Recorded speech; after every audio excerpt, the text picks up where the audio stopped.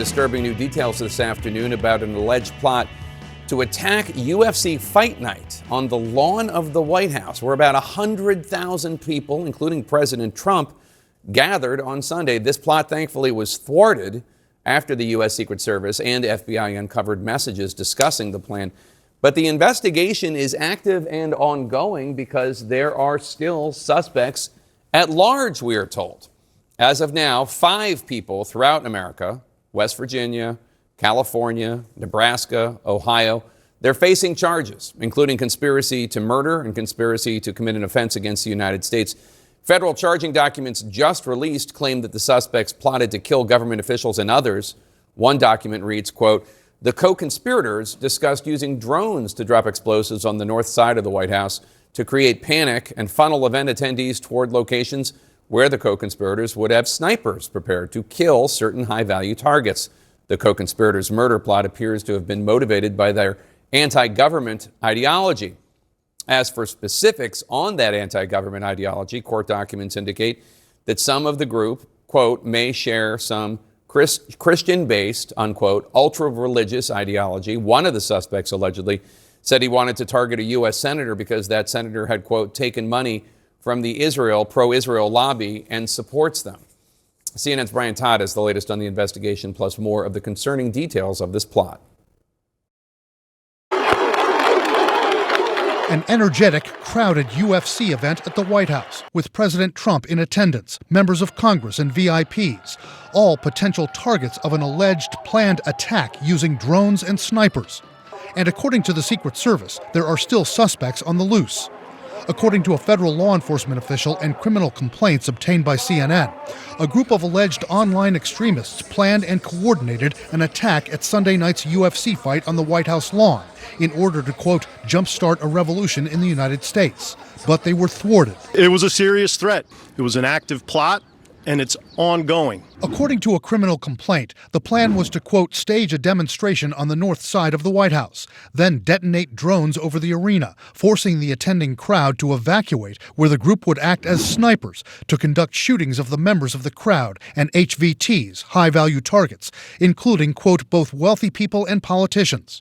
Retired FBI agent Richard Kolko says it's not likely the alleged attackers could have enacted their plot in full, but they could still have inflicted some significant damage. If they had brought firearms, brought explosives, come to the area, found out where the perimeter was, and gone forward and carried out some sort of attack, people could have died, people could have been hurt, and it could have been very, very serious. According to court documents, the online group were ex-military, Christian-based, and anti-government, with anti-Israel and anti-Jewish views. The Justice Department has charged 5 people across California, Missouri, Nebraska, and Ohio in the alleged plot. The investigation began when the mother of a 19-year-old in custody, Tyson Proper, alerted authorities that she was concerned about her son, who she says was communicating with radical people online and amassing an arsenal of weapons, including, according to Proper's father, an AR-style rifle and several boxes of ammunition. This mom did exactly the right thing. She knew something was up with her son, something was wrong, and she picked up the phone, made the call, and probably saved lives.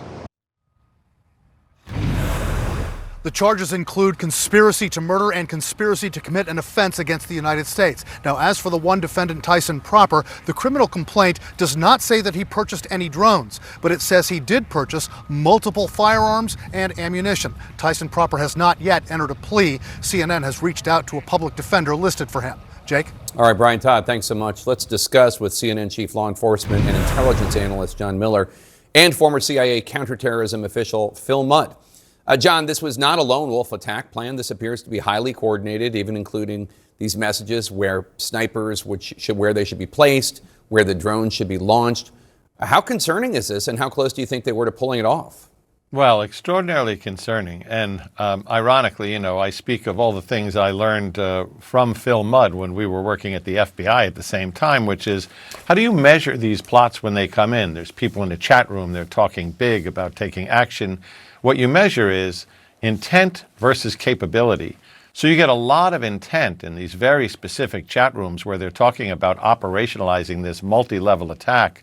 But where do you see the capability? You see the capability, as Brian Todd just reminded us, where multiple members of this group purchased thousands of dollars worth of equipment each, pooled money to get more equipment.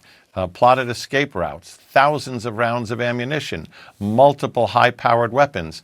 And this wasn't a suicide mission necessarily, because they also purchased body armor and plate carriers that could withstand military-grade ammunition. So the clock was ticking when all of this started around the 10th or the 11th with the first tip, because this event occurred on Sunday, the 14th. It was very close. And there are more people that they are still trying to identify and find. Can I just ask you on that, John? Why did they announce all this if there are still more people to find? Wouldn't they normally wait until they've caught everybody? They don't want to tip anybody off. That's true, but I think some of the reality of this is once they started filing these court documents in a public way, and once the chat group, learned of arrests being made, it was kind of out there. But I think what they did focus on was the 5 people who were most committed as leaders here. But you do make a point. Everybody is likely to go to ground, but they'll get them because they always do. Phil, court documents say that inside suspect Brian Omar Roa's vehicle, the FBI found firearms, a tactical belt, and radios. The mother of suspect Tyson Proper said she was concerned about his recent firearm purchases and physical training. The wife of suspect Daniel Eskridge said her husband had purchased a large amount of tactical equipment over the past few months. Does it sound to you like the Justice Department is building a pretty solid case? Yes, I think the case is solid. I would go back to what John said. You wouldn't typically, as you suggested, Jake, want to let this case roll out. You want to get the entire spider web before you take down any pieces of it. And the reason, as you point out, is we see a lot of capability here. People who are thinking about this, people who may be in contact with others who have acquired maybe automatic weapons and ammunition. So when I look at this plot and sophistication, as you're saying, it looks pretty serious in terms of the potential capability. I'm not saying it's the most sophisticated thing I've ever seen, but they had to move when they had to move because I think the story started to leak out. But man, that number of weapons, that's a lot. And John, it appears that these suspects are right-wing extremists, and yet in one of the court documents, Special Agent Mercedes Smith says an interesting message from one of the suspects, Abraham Alvarez, who went by the online username Shepard, quote, Shepard sent the following messages. Targets confirmed. 1, 2 VP, 3 N, 4 Musk. Based on my training and experience, I believe this to mean 1 was likely identifiable with President Donald Trump, 2 was likely referring to Vice President J.D. Vance, 3 N was likely referencing the screenshot referring to Israeli Prime Minister Benjamin Netanyahu, and 4 Musk likely referred to Elon Musk. What do you make of that? Well, this is a very special brand of extremists. This is from a category that we in the intelligence community referred to as accelerationists. They're not just against blacks, they are. They're not just against Jews, they definitely are. Some of them are against women altogether. They're against government, and that's the key. They want to topple the government. The word accelerationist means to accelerate the fall of society. They want to topple the government. They believe in their doctrine that will cause a race war across the country and that they'll use all of these heavy arms and ammunition and so on to battle that on the part of white people. They don't like immigrants. They don't like migrants.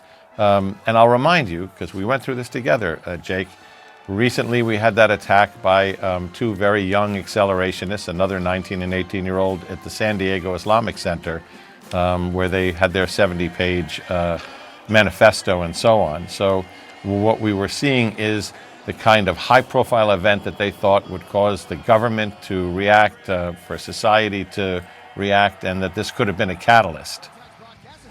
We should also note that the counterterrorism strategy put together by President Trump and Sebastian Gorka didn't really emphasize right-wing extremism at all. And here is yet another example of right-wing extremism. Phil, if intelligence agencies know these types of extremists are out there, what's the best way to ensure that they stop as many of these plots before they can carry them out? What kinds of operations are happening behind the scenes? What you said is really critical because it starts at the top. The message to the workforce has to be all your resources have to go against the target, in this case, right-wing extremists. And so those resources, that sounds really boring. That sounds Washington Beltway, but that means people and money. So if you're in Topeka, if you're in Los Angeles, if you're in Miami, if you're in Chicago, the message from the top says, in this case, as you mentioned, Sebastian Gorka, we don't pay much attention to that, people. that means the field offices aren't spending people and money. The way to go against these people, Jake, is you got to spend a lot of resources looking at them online. You got to develop informants. You got to talk to tip lines. That's a lot of people. So the message from the top has to be, you can spend those people. It's okay. I'm not sure that's the message the field offices are getting, Jake. All right, Phil Mudd and John Miller, thanks to both of you. As